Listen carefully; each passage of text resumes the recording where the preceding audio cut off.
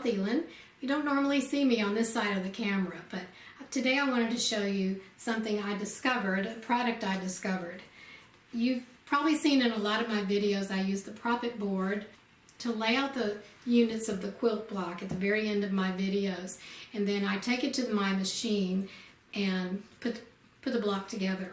It has a little easel thing, a portable easel in the back, but the good thing, the thing I like most about it is this fabric that it's covered with. You can take this fabric off and you can wash it if it gets dirty, but fabric just sticks to it really well. Well, the people that make the Prop-It board have taken this fabric and they've provided us with a curtain. It's a design wall curtain. It's made out of the same fabric on the Prop-It board, and I have these blocks on this curtain and it's hanging from a curtain rod. I can do this to it and the blocks stay on this fabric. They don't fall off, and these are not pinned. So I don't know what the fabric is made of, but it's the same on both sides, so you can stick on both sides.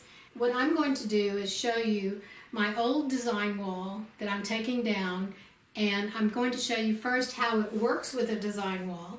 So you can use this fabric to cover your design wall instead of flannel or batting, and it holds better, and you don't need pins, but you could use pins if you wanted to. If you don't have the room in your house, you can put a rod up, and I've just used the command strips so they'll come right off if you need to. There's no holes in the wall.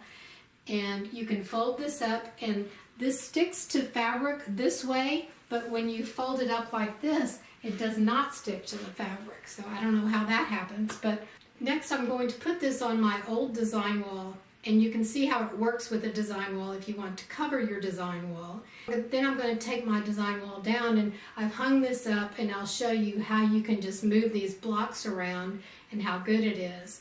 And I'll show you also if you're going to take it to a retreat, and you can lay it out on a table and lay your blocks out, and then if you don't have time to sew the blocks together at retreat, you can simply fold it up and take it home, and the blocks will look just like this when you take them home.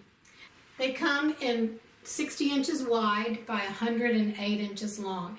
That's enough to cover one 4x8 sheet of the foam board for your design wall.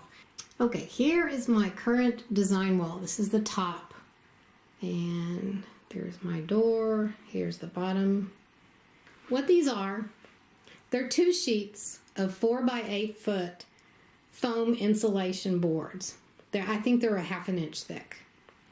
So the one on the left, they're side by side. So this one on the left is the full sheet, and this one on the right, I cut out a place for the plug and that whatever that plug is. It's an old house, so it has an old plug. Anyway, I cut those out. It's 8 feet long and it's 8 feet wide. Since I'm taking it down, I thought, here's my chance to do something different, recover it or whatever. Okay, what I did here, I just took the fabric and I pinned it loosely up at the top, and I tried to make this part fairly flat because I wanted to see how it responded or how it acted on the design wall, which I knew it would be perfect. So I put these blocks up here, and the thing is, you put the block and you just kind of rub it once or twice with your hands like that. Just put a little pressure on it and the blocks stay. So I could move them like this, and they're not pinned at all. I can walk by them and they won't come off. So they hold very well on here, no problem whatsoever. And you can just move them around like this if you like. So I think this will be amazing to recover my design wall with these once I put them in their new spot. And then I got to thinking, well, why can't we just hang it on the wall? How does it act if it's just hanging on the wall and we just have the wall, not the design wall? Because the reason you have this foam core is so you can stick pins in it. If you don't need to stick the pins in it, you don't need this board. And these boards are 4x8 foot, and they take up a lot of room in your house. or in your room, and they also are very difficult to transport because they're so big. They're very light, but they're just big, and you need a truck, and then you need something to put on top of them so they don't blow out while you're driving down the highway. So next, I'm going to put a hem at the top, and I'm going to hang them like through a curtain rod or a piece of wood, whatever I come up with, but I'll show you that next. Here's another use I can see for this design wall curtain. I have this on my table, and let's say you're at a retreat, it's the last day of retreat, and you've got all your blocks finished, and you've got them all laid out, and all your friends have told you where you put them in wrong, and you fixed them. So now you need to go home, but you don't want to take these apart. So let's see what happens when we just fold it up.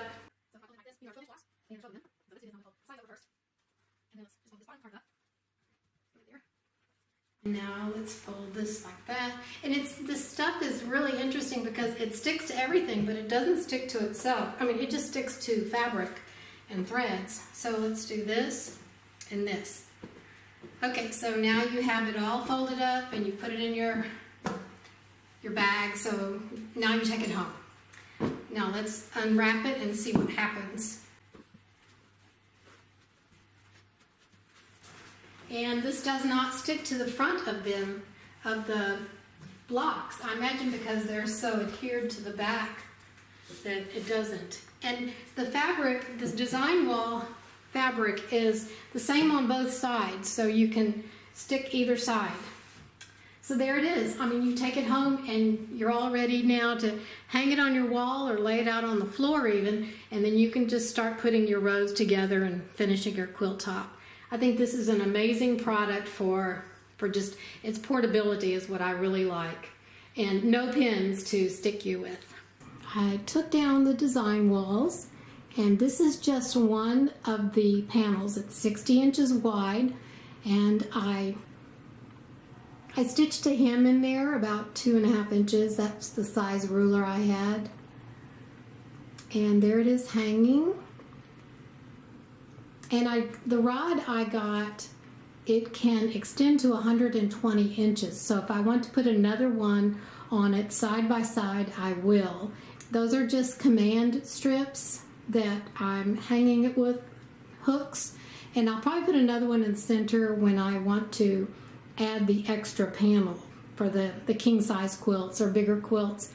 So here are the blocks now. I put them on here, the 12 blocks again. And for the bottom, I left it. In case I do want to cover the foam board, I'll have the extra inches on there because I did cut off about maybe 1.5 inches from the top to trim it out and make it even. But this works really well, and I'll show you how easy it is. Okay, so these are on here, and it's right up against the wall. The rod I have is probably less than 1/2 inch away from the wall. And it does move a little bit as you're playing with it because it is like a curtain. But I didn't find any problem with it. So if you're over here and you think, okay, these don't go, so you move them and you put this one here. And you just do that. And let's change these out. And when you take these off, the other ones don't fall off like if you had them on your design wall and didn't have pins on them. So this is really a really neat thing, and if you don't have the space and you can only put it up temporarily, this is a great option for you. And plus it sticks so well to the fabric that it'll be a great option to cover your design wall. If you don't have the space in your house, if you need to transport your laid out quilt, you know, whatever, it's just a good option for you.